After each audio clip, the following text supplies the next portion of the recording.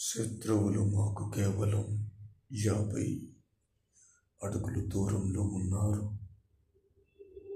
కానీ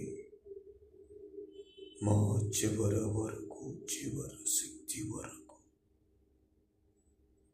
రక్తపు అడుగులు పారులయ్యే వరకు యుద్ధంలో పోరాడుతాం. విజయ డంక మోగించేంత వరకు పోరాడుతాం.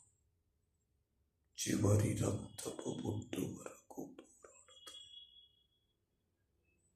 భారతదేశం నా మాతృదేశం. నా దేశం కోసం ఏమైనా చేయడానికి సిద్ధంగా నేను ఉంటాను.